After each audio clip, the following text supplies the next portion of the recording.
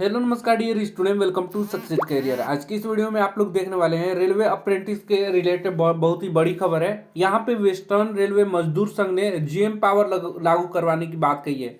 ठीक है, तो इससे आप लोगों को क्या होगा, जैसे ही जीएम पावर अगर लागू हो जाता है, क्योंकि ये वेस्टर्न रेलवे मजदूर संघ जो है इसका डिमांड कर रहे हैं, क्योंकि जो रेलवे से अप्रेंटिस करते हैं उनको एक जीएम पावर के अंतर्गत जॉब मिलनी चाहिए और ये लागू भी होना चाहिए, और इसके लिए हम सभी को मिलकर सपोर्ट भी करनी चाहिए इन चीज़ों के लिए।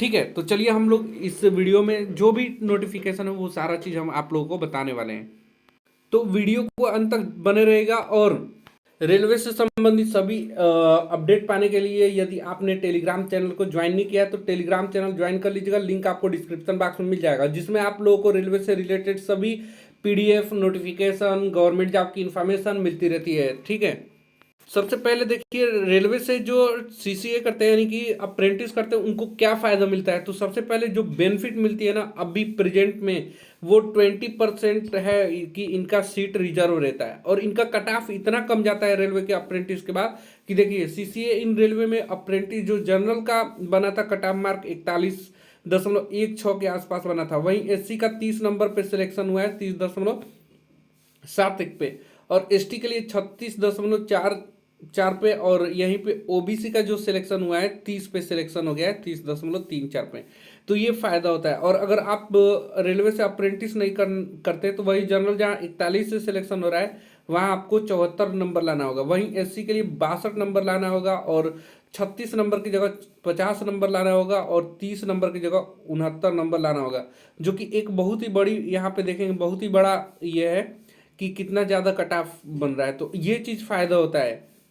और यदि जीएम पावर लागू हो जाता है ना, जीएम पावर की बातें कर रहे हैं हम लोग, तो जीएम पावर लागू हो जाता है तो यहाँ पे सिलेक्शन, ये भी नंबर मत लाइए, डायरेक्ट सिलेक्शन लीजिए। तो जीएम पावर इतना आप लोगों को फायदा करेगा, कोई भी सीबीटी एग्जामिनेशन नहीं देना पड़ेगा। जीएम पावर में आप लोगों को डायरेक्ट जो जनरल मैनेजर होता है रेलवे का वो आप लोगों को भर्ती में शामिल कर लेगा, यानी कि जहाँ से आप अप्रेंटिस किए हैं उसी जोन में आपको जैसे ही जीएम पावर लागू होता है वहां पे आप लोगों को जॉब के लिए बुला लेता है जनरल मैनेजर।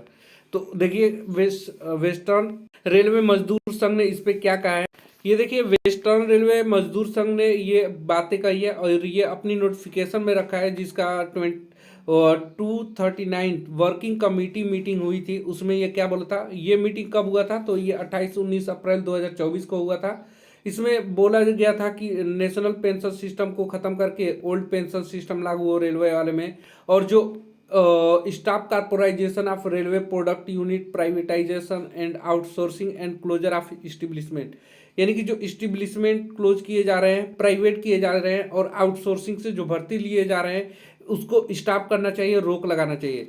काम की बात आप लोगों का कहाँ पे है, तो वो देखिए यहाँ पे इस वाले लाइन को गौर से पढ़िए। इसमें जनरल मैनेजर यानी कि जीएम पावर लागू होने की बात कही है। इसमें बोला जा रहा है इम्पावर द, रुकिए यहाँ पे देखिए, empower the general manager to induct railway act apprentice against 20% quota vacancy in level 1, यानी कि जो लेवल 1 की वैकेंसी है उसमें जीएम पावर लागू करने की बात कही है रेलवे एक्ट अप्रेंटिस के तहत। ये 20% कोटा को फिलअप करने के बात कही है कि यहाँ पे जीएम पावर के द्वारा 20% जो रेलवे से अप्रेंटिस करते हैं उनको 20% का अधिकार देने का बात कहा है, यानी कि जीएम पावर लागू पूरी तरह से नहीं करने की बात कही है। अगर जीएम पावर लागू भी करने की बात कही है ना, तो ये 20% सीट पर लागू करने की बात कह रहे हैं ये रेलवे मजदूर संघ। ठीक है, फिर भी अगर 20% पे भी अभी भी लागू है, लेकिन ये सीएए वालों के लिए, यहाँ पे सीसीए वालों के लिए 20% तो आप लोगों को यहाँ पे सीट रिजर्व रहता है, लेकिन ये 20% जीएम पावर को लागू करने के लिए बात कर रहा है। तो दोनों में डिफरेंट क्या हो जाएगा वो देख लीजिए। तो अभी प्रेजेंट में सीसीए है और जीएम पावर लागू होगा, तो दोनों जीएम पावर की बात कही है। इसमें भी सीसीए अभी भी लागू है, इसमें 20% आप लोग का सीट रिजर्व होता है, और यहाँ भी जीएम पावर लागू करने की बात कही है तो इसमें भी 20% सीट पर जीएम पावर का अधिकार देने के बाद का है। जीएम पावर को अधिकार मिलना चाहिए, जीएम को अधिकार मिलना चाहिए कि 20% कोटा पे वो लेवल 1 में अपने हिसाब से अपने अधिकार से बोले। अब इस दोनों में डिफरेंट क्या है, तो देखिए सीसीएए वालों के लिए प्रेजेंट में जो है कि आपको सीबीटी एग्जामिनेशन यानी रिटन टेस्ट देना पड़ता है, और फिजिकल इफिशियंसी टेस्ट यानी कि जो दौड़ होती है या 35 किलो वजन लेकर चलना होता है, ये नहीं होता है, सीबीटी एग्जाम होता है।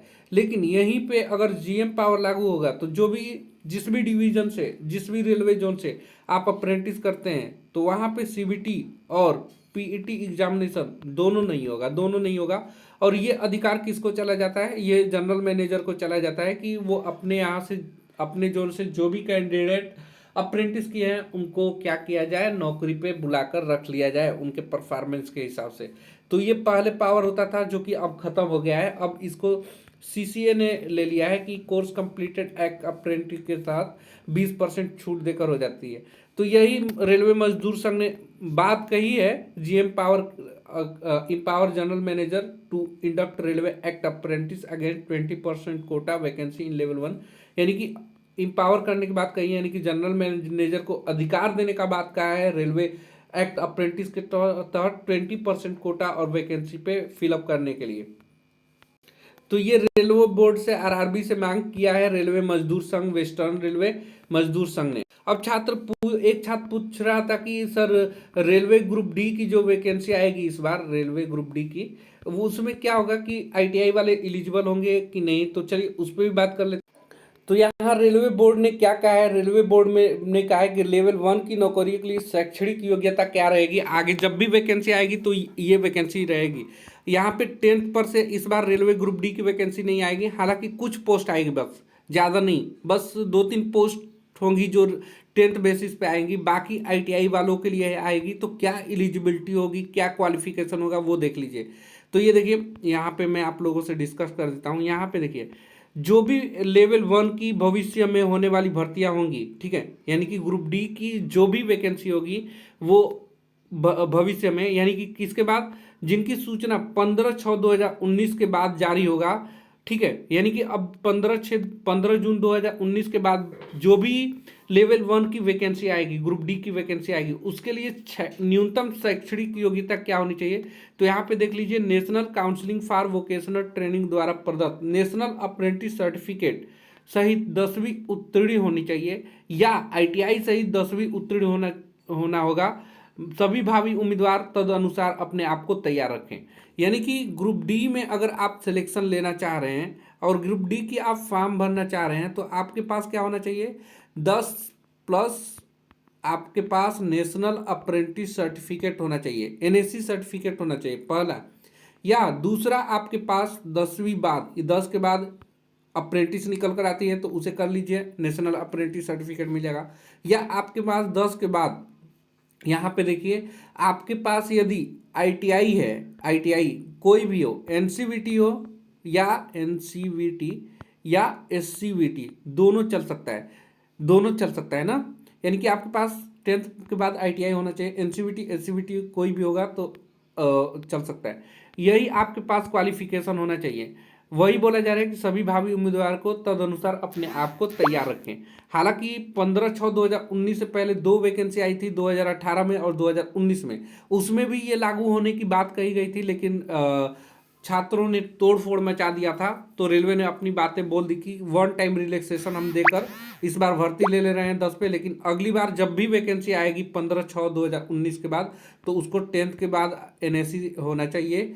एनएसी यानी कि नेशनल अप्रेंटिस सर्टिफिकेट होगा, वो फिल करेगा। नहीं तो 10th के बाद जिसके पास आईटीआई होगा वो अप्रेंटिस रेलवे ग्रुप डी का फॉर्म भर पाएगा। तो इसी के लिए आप लोग को तैयार रहना है, ठीक है। इस बार जो वैकेंसी आएगी 10th+ एनएसी पे आएगी या 10th+ आईटीआई पर आएगी, ठीक है।